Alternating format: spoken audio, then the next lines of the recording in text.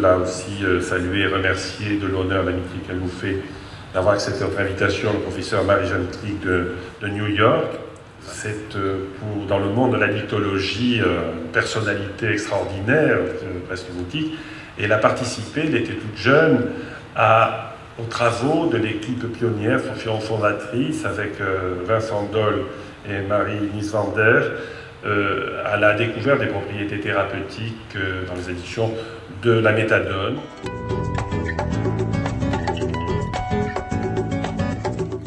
What a pleasure it is to be in Biarritz.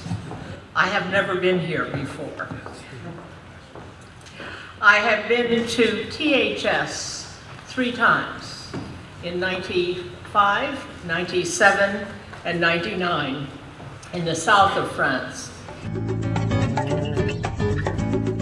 And I find that the meeting now has grown and matured to a very exciting one that balances science and clinical research with humanism and concern for the patient and concern for society as a whole. I do not wish to put down the early days of THS when this organization was new and I came to the 2nd, 3rd, and 4th meeting. It was unbelievably courageous. France had only recently accepted the concept of pharmacotherapy to be combined with behavioral treatment for addictions. Methadone and buprenorphine had just been introduced in the early 1990s after many discussions about this. And the concept of putting together both physicians and others concerned about treatment of addiction with those concerned about treatment of hepatitis, primarily C, but also B and Delta, and HIV was extraordinarily courageous and very important. Our job is not done. We have possibly the most stigmatized of all the disorders, the addictions, grouped together with possibly the 3rd most stigmatized, AIDS. And hepatitis would be stigmatized if the world truly understood that most of our patients were sometime drug users, not necessarily addicted, but drug users, but they were. And we know that the epidemiology of hepatitis C, and to a lesser extent the epidemiology of HIV, are involving intravenous drug use, as well as cocaine use and other drugs of abuse, which change behaviors and or actually offer parental introduction of virus, critical for C. So I think the meeting is extremely fine. I thought I would share with you tonight some of the early facts about treatment. Vincent Dole was a metabolism expert at the Rockefeller Institute for Medical Research. He did volunteer work on the Health Research Council of the City of New York. And they identified that the #1 problem in New York area not being addressed and not being carried out with research was heroin addiction. And in the summer and autumn of 1963, Professor Dole decided to change his laboratory from studies of metabolism and hypertension to look for a new approach, a pharmacologic approach for treatment of addiction. And with the permission of the president, Dr. and the head of the hospital, Dr. Macklin McCarty, one of the original discoverers of DNA, he changed his work and the name of his laboratory, and he recruited 2 new staff members. Now this is a piece of history that is not well known. I didn't join the team of Dole and Niswander. Niswander and I joined Professor Dole. We were both recruited in the autumn of 1963. Marie was a psychiatrist who had been working both on the streets of New York, the hospitals of New York, and had spent some time working at the United States Public Health Service Hospital in Lexington, Kentucky. She worked there but was disappointed because they were not looking to treat addiction. They were looking at Lexington to develop a non-addicting pain medication. She came back to New York, wrote a book which was entitled The Addict as a Patient, which I commend to you all. And Vince read that book and asked to meet her, met her, interviewed her, recruited her, and 2 years later married her. I was across the street at Cornell, New York Hospital. Vince wanted very much to have 2 young people work with him on his team, in addition to a psychiatrist, Marie, who knew something about addiction. The chairman of medicine said he couldn't allow 2 people to go, but he would allow 1, and all of the house staff wanted to go to do research at the Rockefeller University. To be very honest, I'm not sure we even understood what the topic would be, but we all decided that we would like to be there.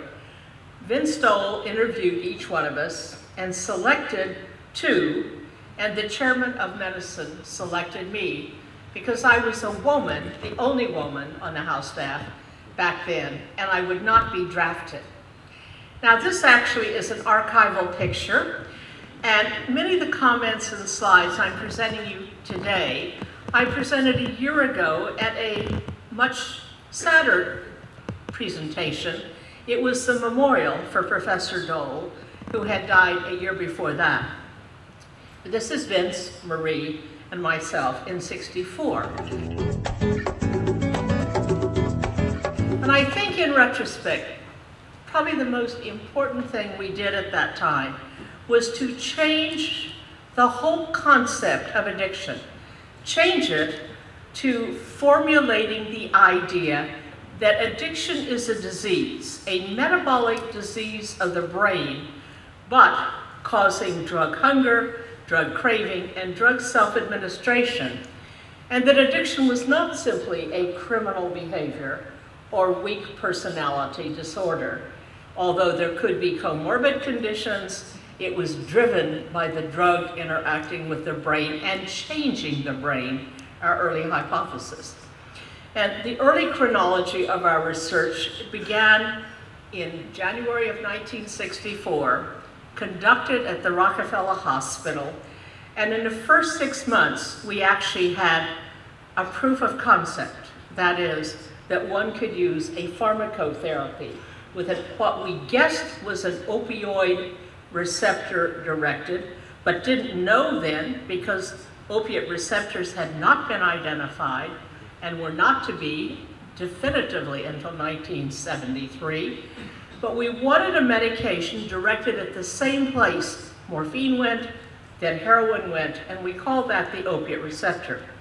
And we wanted a medication that would be orally effective, so there were no needles required, and that would have a long duration of action.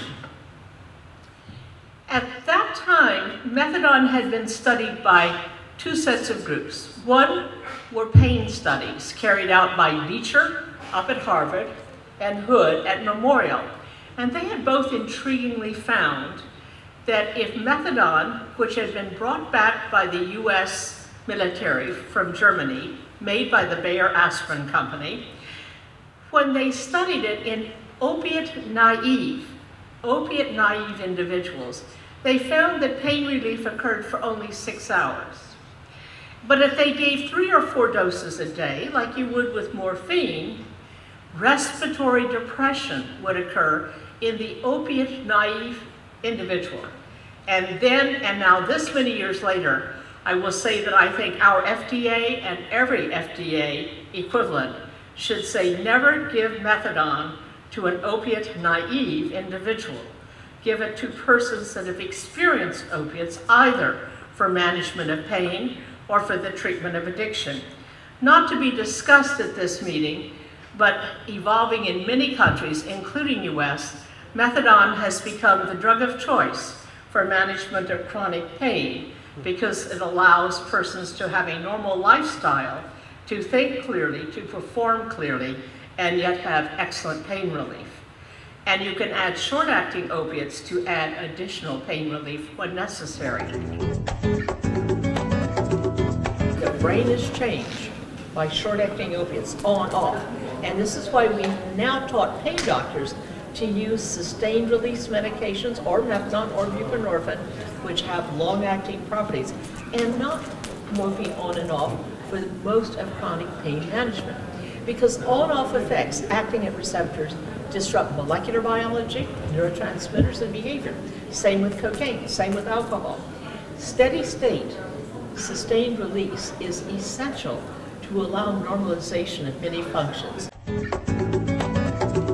The other group that had studied methadone, but only to rapidly detoxify people, was the Lexington group, who gave methadone 2 to 4 times a day, usually 4 times a day, but often in centers reduced down to 3 or even 2, and had given it only over a 7 to 10 day period, with the idea that it must be short-acting, that their goal was to get people off the opiate. Well, the first work was done in our hospital. We recruited people from releasees from prison, people that had finished prison, finished parole. Our patients had a mean of 14 years of addiction history.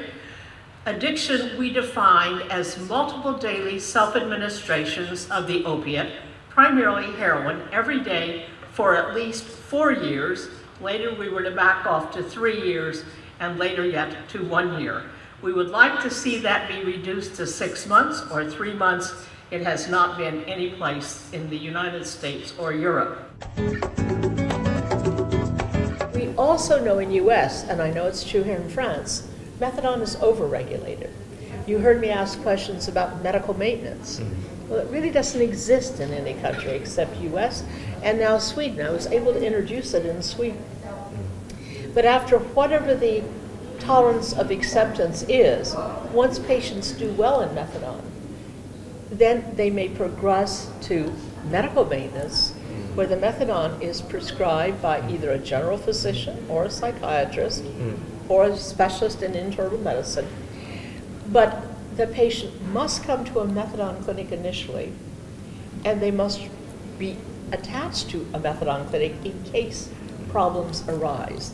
Now, when we developed that concept in 1984, we put very tough limits. We said they had to be in methadone treatment for 5 years.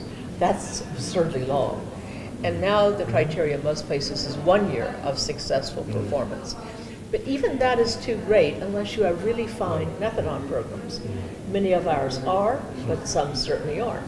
And in France, I've been to some superior methadone programs, and I've been to some that are not so great, just like US. So I think in France and in US, we need to do 2 things. We have to decrease, not deregulate, but decrease the regulations on methadone to allow progression, change the fact that you had to have 1 whole year of multiple daily self-injections of heroin to get into methadone treatment. That also is too long. The concept of daily multiple injections is very sound. That should be the criteria for methadone or buprenorphine, not just DSM-4 criteria, which do not require a biological change, no dependence, no tolerance. Something in between is necessary for both. I think we should have equal access to methadone or buprenorphine. For induction, you would choose whichever would seem to be better. Somebody with a low degree of tolerance, fewer years of addiction, I would probably start with buprenorphine because you can move seamlessly onto methadone. And whenever I say buprenorphine, I mean buprenorphine naloxone, never buprenorphine alone. And then one can choose for people to start methadone, those that have years of addiction using very high amounts of heroin or other short-acting opiate, and they will do better. So the first work done at Rockefeller, and the second study was done as translational work 1 year later, but published earlier because of a reason I will tell you. The original work was done in '64 in 6 months, and Professor Dole wanted very much to present it as an exciting new finding at the most prestigious of the United States organizations for medical research, the Association of American Physicians, or Old Turks, as we lovingly call it. Then an organization of honorific type for men only, subsequently admitting women, and yes, I am now an Old Turk. Now, we looked at heroin addicts on the street, we brought them into the ward of the hospital, and what we found we show in this cartoon. Heroin addicts use heroin 3 to 6 times every day, as you see here with the peaks and valleys. If they don't use heroin, they will go into withdrawal. If they take too much, they may have an opiate overdose. We started the methadone dosing based on what Hood and Beecher had taught. We had the opposite goal, so we started with the 20 to 40 milligrams, which had been shown by Beecher and Hood to be safe in opiate-naive individuals, but then raised the dose slowly. And it was my obligation, amongst many other things, to observe the patients and see when they could have the next dose and have the next dose escalation. So we started giving 2 doses a day, and by the end of the first month, I talked Vince into letting me give it 1 time a day, building on the work of Hood and Beecher, and giving it 1 time a day with 10 milligrams increase per week until we reached a dose of 80 to 120 milligrams. And when we did that, we saw persons that were not high or euphoric and not in opiate withdrawal, but in fact completely normal. And yet studies beginning in our studies in 1964 have shown that the majority of heroin addicts need 80 to 150 milligrams a day of methadone. So the buprenorphine isn't really quite adequate, because we do know that the top dose of buprenorphine naloxone, or buprenorphine alone, that can be used with increasing effects in humans is 32 mg sublingually. That's equivalent, and many studies have shown this, to about 70 milligrams of methadone. And some people are accepting that lower than adequate to be able not to have to go to clinic every day. We then conducted 2 sets of studies, each 4 weeks long, in a double-blinded Latin square design, in which we superimposed a short-acting opiate, such as heroin, denoted with this H, against the background of daily oral methadone. And what we found in the first study was that no one had a euphoric effect or a high.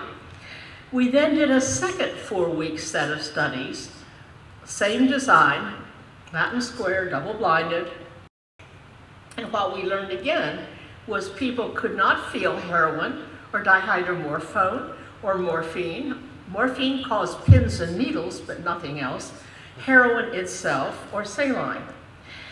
We then did a 3rd set of studies, and they are shown here.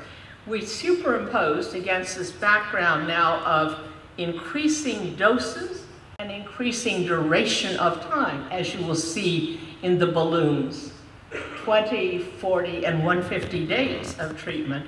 We superimposed up to 160 milligrams of pure Justice Department supplied heroin against the background of methadone, and found that once dose had been increased to that 80 to 120, and time had elapsed, cross-tolerance occurred so that one could not perceive or become euphoric from the superimposed opiate.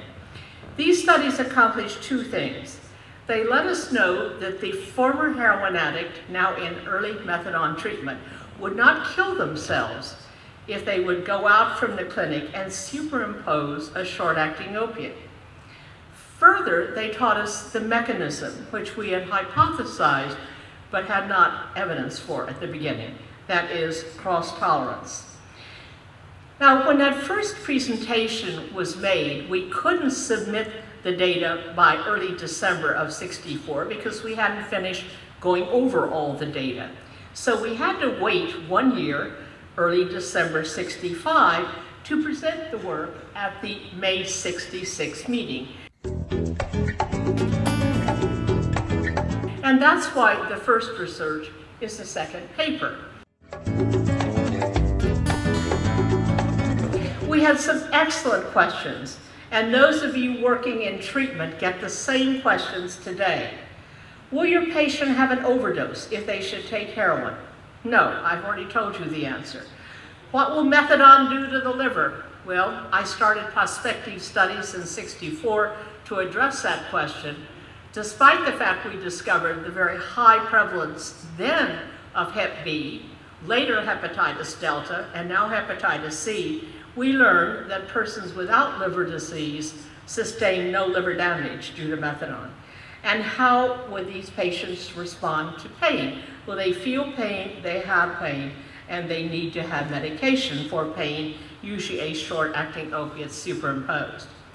The next question, the one that I get so tired of hearing, came from a professor at UPenn, Isaac Starr, who said, "And when do you plan to withdraw them from methadone?" And Professor Dole simply said, "And when do you plan to withdraw your diabetics from insulin?" Or I could add, your hypertensives from their needed medication, or your depressed patients from their needed medication. The answer is when you, the physician, and the patient feels they're ready, with the possibility that you will have to reinstitute treatment. Now, for most persons with addiction, we know it's a chronic disease, and if you do not continue treatment, it is a chronic relapsing disease. This is not to say that everyone needs to stay in treatment. In the United States, however, we had a terrible episode in the late '70s where it was mandated that everyone come off methadone treatment, and the same would be true with buprenorphine. Well, 80% relapsed to illicit drug use within a year. 80%. And those who were able to stay abstinent usually were not truly abstinent. They started to use alcohol heavily, or benzodiazepines, or some illicit drug of society. When somebody asks the question of when they're going to come off methadone or come off buprenorphine, I will look at them very intently and say, why did you ask that question? What problem do you have with treating addiction? And you can watch people start to squirm, because then it all rolls out, be they a physician or a policymaker. You can take them down the line of, it costs to treat? How much does it cost to go to prison? How much does it cost to treat AIDS or Hep C or have a liver transplant? It costs to treat an addiction? Nothing compared with societal costs, healthcare and otherwise. You don't want to treat them because you think the medication is evil. The medication, good for chronic pain, evil for treatment of addiction. So what you're saying is you don't think addiction is a disease, and we come back to that. And remember our hypothesis of '64 that now is well proven that addictions are diseases of the brain with persistent and measurable changes in the brain. We didn't have the way to measure them then, we do now, and we do it. You know, these are not fantasies or personality disorders or criminal behaviors. But that needs to be taught, and it needs to be taught head on. I would start in every medical school, law school, nursing school, and social work school. Policymakers are funny worldwide. I have learned they do what they think their constituency wants them to do. They actually are very, very dependent on their constituency ideology. So once you can reach a policymaker who's really got strength, like the late Senator Kennedy, whom I had the honor to know and interact with and help as he introduced parity for treatment of addiction and mental health, then you have a courageous person who will get up and say, what do you mean addictions aren't diseases? But it takes education. Vince used a word here which I've always been unhappy about. He used the word substitute therapy, and here in France, and I don't speak French, I keep saying ce n'est pas substitution, c'est replacement. Replacement, ce n'est pas substitution. And this is an important concept which we now have proof in humans as well as animals, a relative endorphin deficiency develops. Finally, Dr. Stead, very well-known professor from Duke, said, and how much does it cost? And Vince said 15 cents for the methadone. Well, it's now 35 cents a day in US, and about $3.50 for the total package. Well, sadly, that's gone up to about $15, but 35 and 15, not too bad. Now, the research was so exciting that we decided that it needed to be taken to the field. A word that's popular in US today, at least, is translational research. So the late Marie Neiswander led the pack. She went down to the Manhattan General Hospital, which then was a proprietary hospital and later became part of the Bernstein Institute of Beth Israel. And with several, including Joyce Lowenson, she conducted a study. She first did a follow-up, which of the patients that we had admitted to Rockefeller and which we were all following up at Rockefeller. That's the first 6 subjects you see over the line. 6, you say, this will shock you, but our original research in '64 was accomplished with 8 subjects. And 3/4 of them, 75%, were still in treatment 1 year later. Marie admitted those below the line at the Manhattan General Hospital, and she had an opportunity to follow those only for 1 up to 3 months at the time this paper was written. But what she proved was what had happened in our very beautiful campus at the Rockefeller University with flowers and caring staff could be recapitulated in a very crowded, rude, noisy urban environment, a critical proof of principle extension. And in that work, we had also initiated prospective studies, which was my responsibility, to look at liver disease, and we found, as I've already told you, no problem with hepatotoxicity, but you can see that when we reported this study almost 10 years after people had been admitted, there was a very high retention. We find that this group of persons on moderately high, 80 to 120 for the most part, milligrams of methadone a day, who were in treatment for 5 years before they went in to medical maintenance under a practitioner, that about 5 to 10% of those ultimately decide they would like to see if they still need medication. And they are tapered very slowly off. And that group has essentially a 100% ability to stay abstinent. Now we are beginning to ask the question, are they genetically different? Does the brain heal with time? I suspect the brain does heal.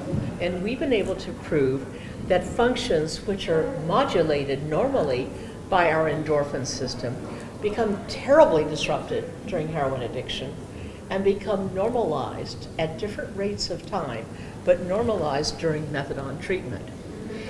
In our rodent studies, we were able to show normalization with time, with no treatment after opiates or cocaine, but it takes much, much longer for the brain to normalize in these little rats and mice than it does to have caused the problem. So in humans, we might be talking about 5 or 10 or 15 years, and not just an abstinence 1 year in a residential community. And we know when residential communities finally, in many countries, were talked into with pressure often to do follow-up studies, they too found that 80% of their opiate addicts would relapse. And this has made many centers, even those that are originally committed to abstinence-based treatment, refer their patients to methadone or buprenorphine treatment off-site while they're undergoing counseling in the residential community. So I think the bottom line is, for most, probably lifelong, very long-term treatment. For some, may be able to come off and do very well. But the most tragic thing, and we did it to young people in the 70s, when we saw young people under 21 with years of heroin addiction come into treatment at age 15, 16, we thought surely they can come off sooner because their brain can't possibly be as badly altered. And parenthetically, we now know from our rodent studies, the adolescent exposed is much worse off than the adult exposed, much worse, with more persistence. But we didn't know that then. So we would taper these young people after a year or two of methadone treatment. This was late 70s, early 80s. What did we see? We saw them come to clinic in a medication-free state, which we recommended, demanded. But then they would stop coming, and that was always a bad sign. When they would stop coming, it usually meant that they had relapsed and were embarrassed and didn't want to come back and see us. And then maybe a year, 2 years later, they had felt so comfortable in the clinic, they would come back and say, help me, I've relapsed. But what was going on in the late 70s and the early 80s? The beginning, yet unidentified AIDS epidemic. And these people, these young people, would develop AIDS in huge numbers. And the next paper we reported was showing something that is terribly important. Again, a prospective study of the first 214 patients admitted to Rockefeller, admitted to what then was to become the Bernstein Institute of Beth Israel, to St. Luke's Hospital, part of Columbia, and 2 other locations, Harlem Hospital and the Roosevelt Hospital, each of which had started treatment programs, small treatment programs, under our direction. We also were able to carry out a one-point-in-time study in 1970 to 73 of 1,435 patients in methadone treatment. We found that constipation, a major problem, goes away in 3 years. Ultimately, the textbooks of pharmacology were changed to say that tolerance develops slowly, but it develops. All the other changes were those commonly seen with opiates, and tolerance developed with time, except in small percentages which in fact reflect the normal population medical problems in US. The only problem that was noted and which continued to persist was increased perspiration or sweating, but we found that that did not impair performance even in the hot sun. We also went on to develop methods to measure methadone levels. Now, I didn't mention it, but in 1964, there was no radioimmunoassay, there was no mass spectrometry, there was no technique to measure levels of anything. Independently working at Cornell, Chuck and Teresi, now part of my NIDA Research Center, and myself at Rockefeller, developed gas liquid chromatographic methods to measure methadone, and we were able to do so and find that the racemic mixture has a half-life of about 24 hours. We did develop some alternative dose forms. One of those dose forms was methadone, to which we had added naloxone.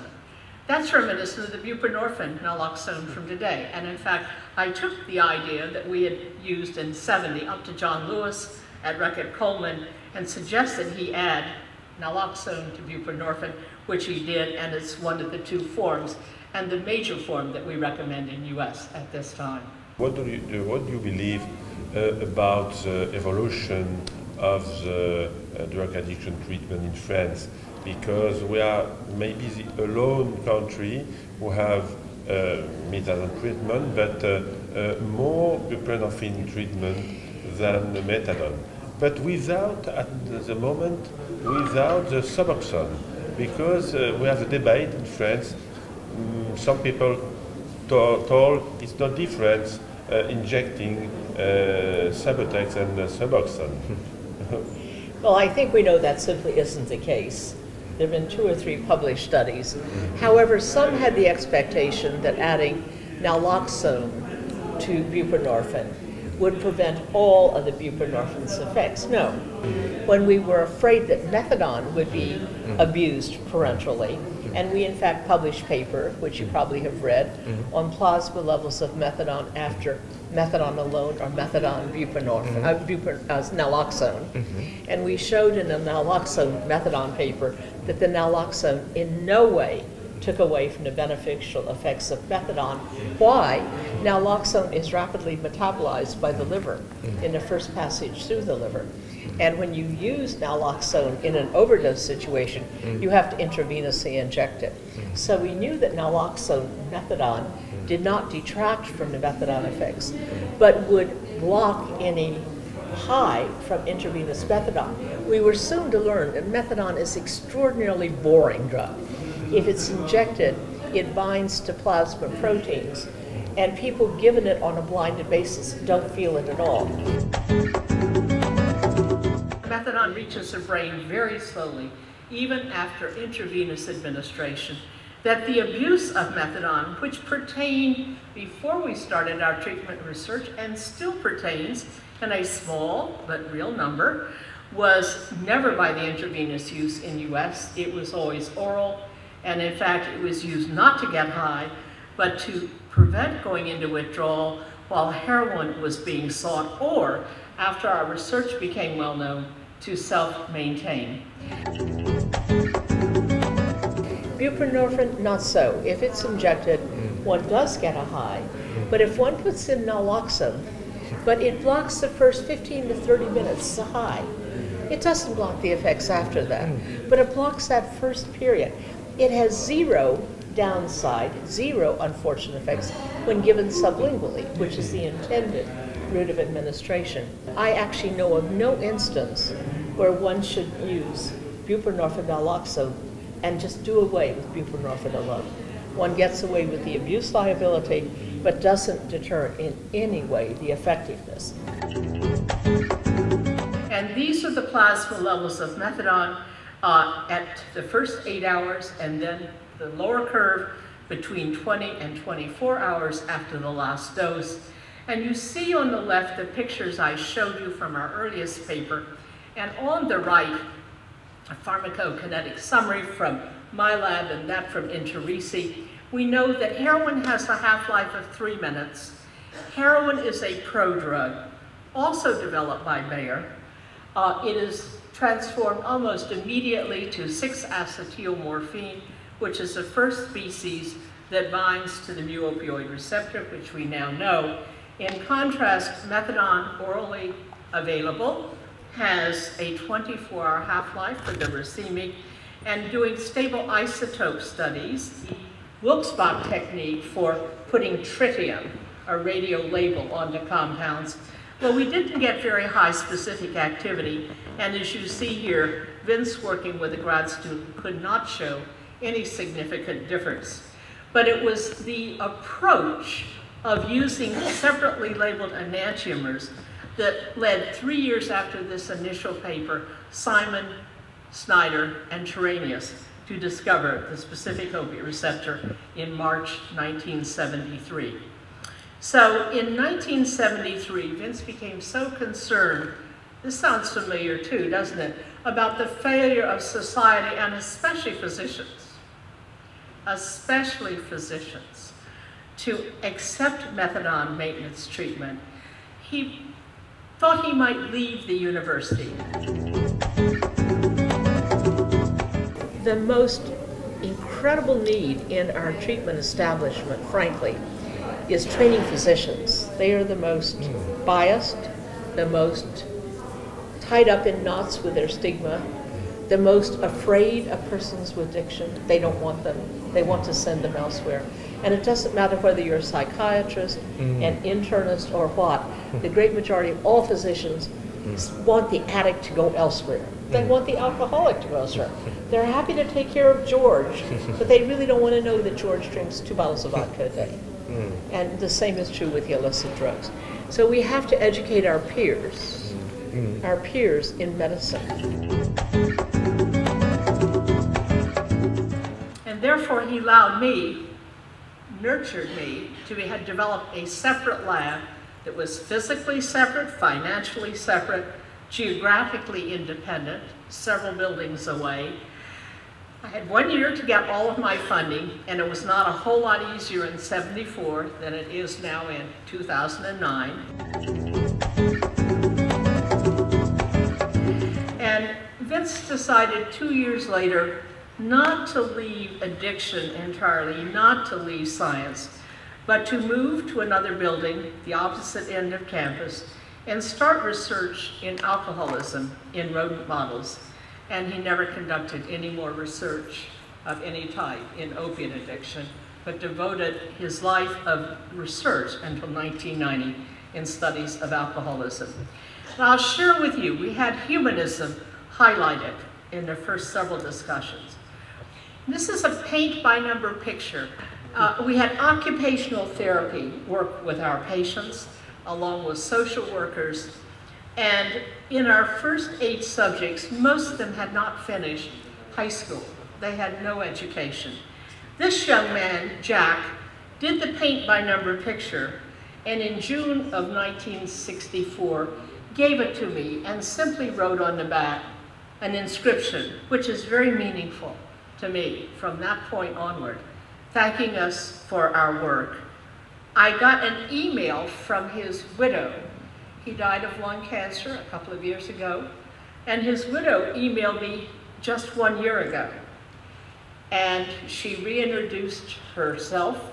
I had actually never met her. I had communicated with her once before, and told me about her son, who helped us after 9/11 in New York. And she thanked me, along with the late Marine Icelander, for helping her husband. So over the span of time of 44 years, the memories went on and on. So if I were doing the best of all possible worlds, anybody with daily multiple use of a short-acting opiate would come into a treatment program that would be nice. That means wall-painted, caring staff, and a receptionist that says, "Hi, Johnny, how are you?" and not, "You junkie." And I would have a physician who would see each patient intermittently, not daily, but intermittently, certainly do an evaluation of their medical and psychiatric status. And I would have counselors available who would contact, and probably groups. And then I would see what services are needed for which patient, start them on treatment, increase their dose. If they start with buprenorphine and it's not adequate. And I'm happy to say my university, that was not always absolutely excited about studies related to addiction, not excited at all, but tolerant. But by 2001, for our centennial, they chose addiction as actually one of the most major areas that the university has contributed to, and I put together this centennial symposium. And then just last year, the university had an all-day party for me, which they do if you're going to continue to work, and I certainly am, for at least 10, 20, who knows, years to come. And they had a symposium for me where I had my former trainees do presentations, followed by a dinner party, and one outside speaker who was Dr. Nora Volkov, whom you've heard about from NIDA. And I think most meaningful, possibly, for a field that still is not adored by everyone. And I have fought the battles with Mayor Giuliani and Charlie Rangel and Mr. Senator McCain. If we can get better communications, then we get amplification. Working through the New York Times, I was able to educate our mayor, a very famous man then and now, and have him change 180 degrees, understand treatment, and actually increase the financing for treatment. Their working through the mass media was of critical importance. Also of importance was the fact I didn't say, oh, he's stupid or he was an idiot. I knew he wasn't. He's a really brilliant man. Tough, but brilliant. But I had to say he hasn't had the right advisors. He needs to talk to experts that know about the field. Let us help him. I gave more lectures through the New York Times than I would like to think. And I really come back to, if anyone says they've never known a person with addiction, their family certainly doesn't have it, look at them and say, oh, please. Or, were you adopted and you don't know your biological family? When I first discovered the AIDS epidemic in IVDUs in 1983-84, working with Don Desjardins and the CDC, because I had the only bank of sera that could be looked at, people were not excited in Washington or even Geneva when I told them about AIDS. They said, no, it's just you people in New York that have heroin addiction, or will have AIDS. So we now ask our question, isn't it immoral to make somebody come off of treatment when we know that they have a high risk of getting AIDS, or if they don't already have it, hepatitis C? Isn't it unethical to take them away from being productive citizens, able to be a family person again, have a mother, a child, a husband, whatever? Isn't it unethical to take them away from learning, from going to school? And why? Because society thinks treatment is evil.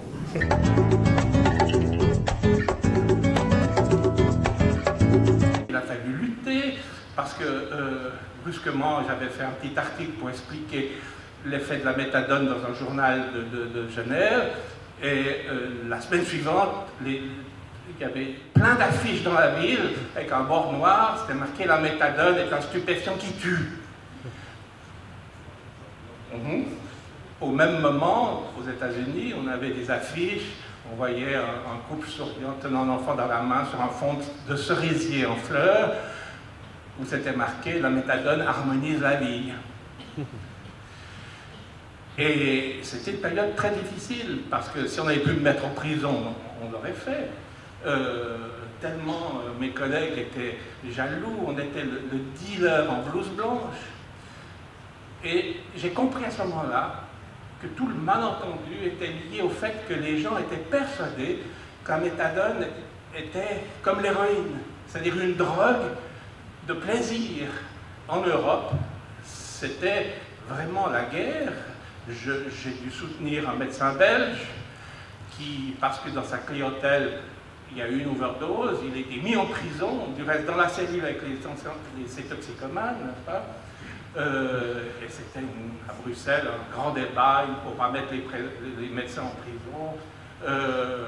Et il a fallu tout le courage de Marc Reisinger et de Picard pour aller contre l'ordre des médecins, n'est-ce pas, qui interdisait en Belgique l'utilisation de la méthode pour faire changer les choses. Mais il a fallu des années et des années de combat. Alors bon, nous, on avait de succès en succès, on était sur le bon cheval, donc c'était évidemment pour nous relativement confortable, mais c'était désagréable de sentir cette hostilité générale, et alors qui s'est progressivement estompée, mais il a fallu presque 20 ans, au moment où les travailleurs sociaux, les éducateurs, les collègues, voyant des toxicomanes sous traitement de méthadone aller bien, se sont dit, mais finalement, c'est pas si mal que ça.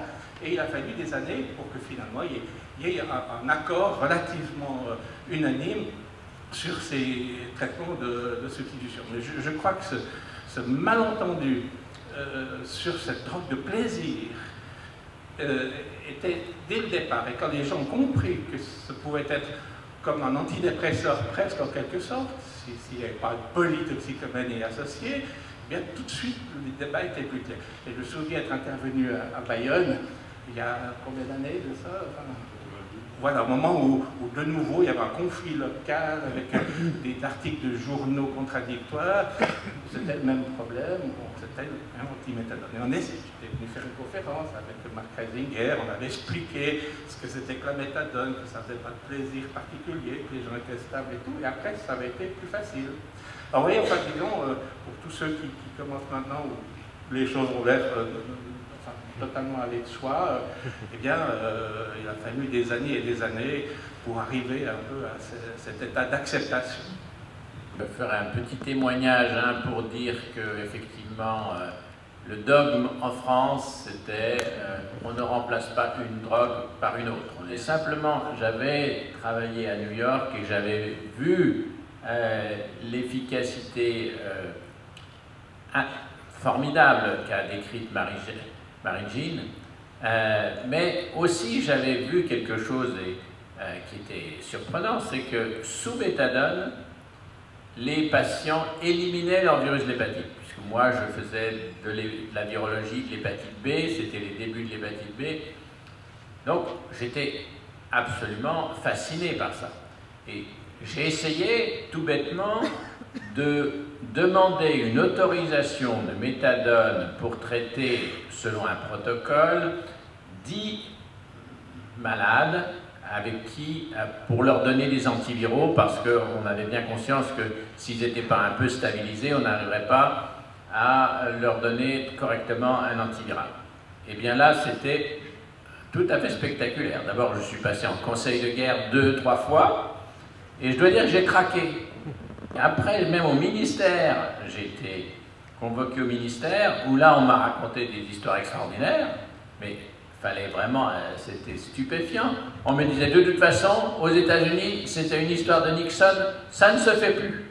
Alors, faut voir quand même les autorités sanitaires de la France me racontant, avec 2-3 personnalités, que ça ne se faisait plus, que ça n'existait pas, alors que forcément le téléphone existant et que je continuais à avoir des liens avec les États-Unis, je savais très bien que c'était complètement faux. Il y a une espèce d'intimidation.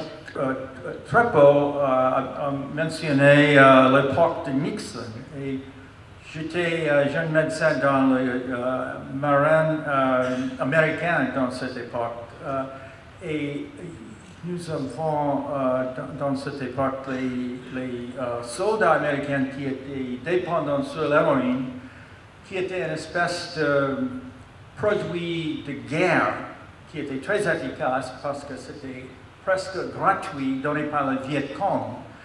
Et nous avons eu un grand nombre d'Américains qui étaient dépendants, et c'était Nixon qui était très concerné par ça, et il a commandé qu'il avait commencé les cliniques de méthadone partout dans les années 70, 71, 72, et c'était dans cette époque que j'ai commencé, et je m'en profitais par les recherches de le professeur KREEK et Dole et Niswander, parce que, comme vous avez dit, c'était un traitement déjà établi, mais c'était impossible, à mon avis, de faire les cliniques très répandues sans l'ordre du président.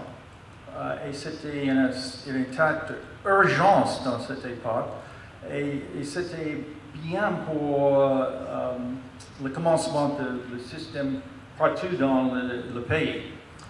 Et je peux dire un mot concernant le système en Europe, parce que presque chaque fois j'ai rendu visite en France, j'ai vu des articles dans les journaux par les gens qui sont contre la méthadone, qui disent les choses ridicules, que la méthadone, un médicament qui tue, et sont interdits aux États-Unis parce qu'il y a chaque année des milliers de gens qui sont tués par le surdosage de la méthadone, et c'est complètement faux.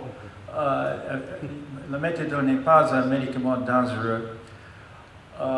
Et aussi, je dois dire qu'avec la buprenorphine, la France est devenue un modèle pour l'Amérique, parce que le système de buprenorphine par les médecins généralistes ici en France est complètement supérieur que le système en Amérique, et j'espère que quelques jours on peut achever le même niveau que vous avez ici en France, où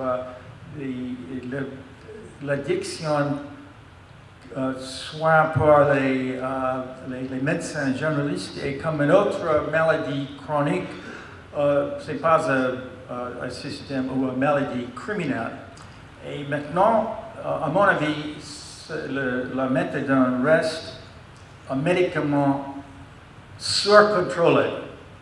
C'est très difficile d'utiliser, et il y a des pharmacies qui refusent de vendre la méthadone en Amérique. Même j'ai créé une ordonnance pour ça. Parce que c'est aussi, à part de l'addiction, la méthadone est un très bon médicament pour la douleur. Mais souvent, les patients avec douleur qui répondent très bien à la méthadone, mais le pharmacien pense que le patient est un addict parce qu'il prend le méthadone et c'est complètement faux parce que le méthadone est très bien pour la douleur. Donc nous sommes tous reconnaissants au professeur KREEK et ses collègues dans les années 60 qui a commencé ce traitement et je pense que la buprenorphine est aussi efficace, mais c'était le travail qui était le pionnière de professeur KREEK et d'autres qui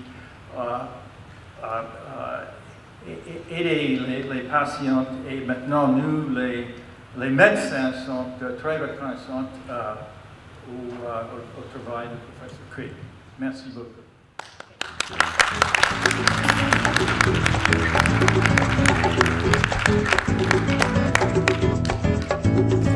We have to teach society that addictions are diseases, and I use the word addictions, not dependence. Dependence is a way to hide. Many drugs, many medications cause dependence. Addiction is a disease. There are several kinds of addiction, like there are several types of schizophrenia or depression or hypertension. We need to treat these diseases with the best tools we have. I wish we had pharmacologic tools to treat cocaine addiction. We do not. We're all working on that. We have some modest tools, and my lab, by discovering a functional variant of the mu receptor, was able to suggest that maybe alcoholics with that variant would do better. And okay, shouldn't we get all alcoholics with that gene variant into treatment immediately? Well, yes, we should, but we're still fighting stigma about treating the alcoholic with naltrexone, and then stigma about addictions in general, and then pharmaceutical companies being a little concerned that they don't want to just sell a medication to a person with a gene variant. Well, we have to change the thought processes that lead to all three of those. Medicine in the future is going to be individual genetics based. We have to face that, accept it, relish the thought of getting medications that work and avoiding those that have adverse effects. Number two, we have to teach policymakers what every family essentially knows. Almost every family has at least some place in its constellation an alcoholic. They don't talk about Uncle Johnny or Aunt Susie. They're kind of hidden over there. They drink too much, whatever. But if we come to grips with the reality of addictions and know that yes, there's addictions to illicit drugs and illicit drugs, it really doesn't make a whole lot of difference. The bottom line is the brain changes, and those changes, and we must teach this, the changes are persistent. They do not go away easily, if at all. They may go away ultimately, but you cannot have somebody in a residential treatment facility for 5 or 10 years while you're waiting for the brain to normalize. And in prison, what do we know? We know that people are not drug-free or abstinent. They're using drugs in prison. So it's fanciful to think you put them away in jail and they're drug-free. Not. So I think society needs to wake up to the incredible, even if they don't care about patients, the incredible cost to society of having a large group of people that can't work, can't go to school, can't function, and frequently have criminal behaviors. So if you're good-hearted and a physician and caring human being, you want to treat people if you have a treatment that works. If you're totally mean-spirited, but you look at dollars and cents on a ledger, you want to treat people because you save money.